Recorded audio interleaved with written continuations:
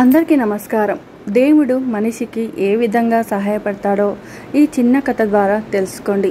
భగవంతుణ్ణి నమ్ముకున్నవాడు ఎప్పుడూ నష్టపోడు. నిజమైన భక్తి ఉన్నవాడికి భగవంతుడు ఎప్పుడూ ఏదో ఒక విధంగా సహాయం చేస్తూనే ఉంటాడు. ఇదంతా అర్థం కాని కొందరు మూర్ఖులు, నాస్తికులు ఈ విషయాన్ని ఖండిస్తూ ఉంటారు. మరికొందరు వాదిస్తూ ఉంటారు.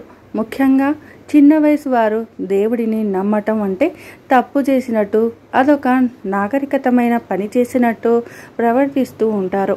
అలాంటి వారికి ఒక మంచి అర్థవంతమైన కథ ఇది. ఇక కథలోకైతే వెళ్దాం. అనగనగా ఒక ఊరికి ఓ సాధువు వచ్చాడు. ఆయన చేతిలో కర్ర తప్ప మరేమీ ఉండదు. నాకు ఎటువంటి బంధనాలు లేవు, నాదంటూ ఏమీ లేదు, నా వెంట ఏమీ తీసుకువెళ్ళను, నాకు కావలసిందంతా ఆ భగవంతుడే సమకూరుస్తాడు అంటూ ఎవరేమిచ్చినా తిరస్కరిస్తూ ఉండేవాడు. ఆ ఊరు వదిలి వెళ్తూ ఉంటే ఊరు వాళ్ళు కొందరు ఆయన దగ్గరికి వచ్చారు. స్వామి, మీరు ఊరు వదిలి వెళ్తున్నారు కదా, అడవి దాటి ప్రయాణించాలి. అడవిలో ప్రయాణించేటప్పుడు దారిలో ఏమీ దొరకదు, కాబట్టి కొంచెం ఆహారం మూట కట్టిస్తాము, తీసుకెళ్ళండి అని అన్నారు. నేను తీసుకోను అని తెలుసు కదా, ఆ భగవంతుడు నాకు ఎప్పుడు ఏమి ఇవ్వాలో అది తప్పక ఇస్తాడు, కాబట్టి నేను తీసుకోను, నేను వెళ్తాను అని చెప్పి ప్రయాణమయ్యాడు ఆ సాధువు. ఇదంతా చూస్తున్న ఆ యువకుడికి ఆ సాధువుని పరీక్షించాలని అనిపించింది.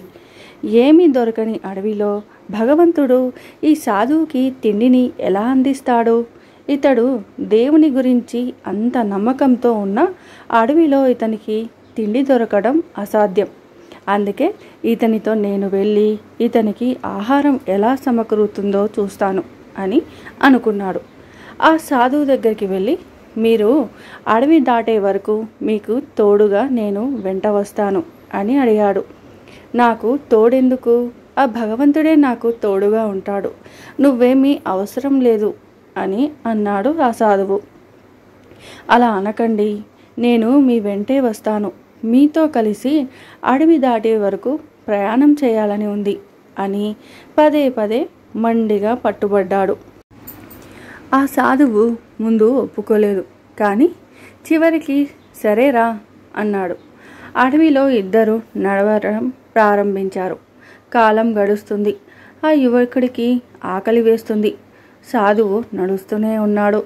తిండి మాట ఎత్తడమే లేదు. చివరికి ఆ యువకుడే తిండి ప్రసక్తి తెచ్చాడు. ఇక్కడేమీ దొరకట్లేదు, ఇప్పుడెలా అని అన్నాడు. దానికి సాధువు నవ్వి, భగవంతుడి ఇచ్ఛ అన్నాడు. కాసేపటికి యువకుడు భరించలేకపోయాడు. ఏది, నీ భగవంతుడు తిండి ఇవ్వడం లేదేం అని నిలదీశాడు. కానీ ఇస్తే తింటాం, లేకపోతే దొరికినప్పుడే తింటాం అని అంటూ ఆ సాధువు నిర్వికారంగా నడవసాగాడు.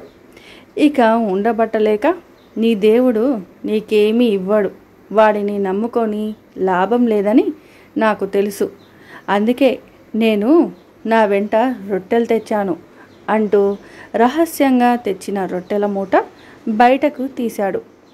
ఇద్దరు తిన్న తర్వాత, ఇప్పుడైనా ఒప్పుకో అని భగవంతుడు సమకూర్చటం అబద్ధమని అంటూ నిలదీశాడు ఆ యువకుడు.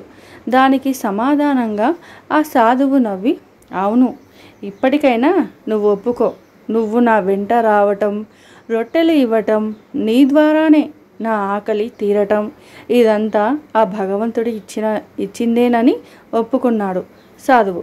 భగవంతుణ్ణి నమ్ముకున్నవాడు ఎప్పటికీ నష్టపోడు అని అందుకే అంటారు పెద్దలు. విన్నారు కదా ఫ్రెండ్స్, భగవంతుడు నమ్ముకున్న వారికి ఎన్నడూ మోసం చేయడు, ఏదో ఒక విధంగా సమకూరుస్తూనే ఉంటాడు. ఆయన మీద ఉన్న నమ్మకంతో మనం చేసే పని చేసుకుంటూ వెళ్ళిపోవాలి. తనే ఏదో ఒక రూపంలో వచ్చి మనకి సహాయపడుతూ ఉంటాడు. అదే నమ్మకంతో ఆ సాధువు ముందుకి సాగాడు. ఆ యువకుడి రూపంలో ఆ సాధువు ఆకలి తీరేలా చేశాడు. ఈ వీడియో కనుక నచ్చితే లైక్ చేసి సబ్స్క్రైబ్ చేసుకోండి.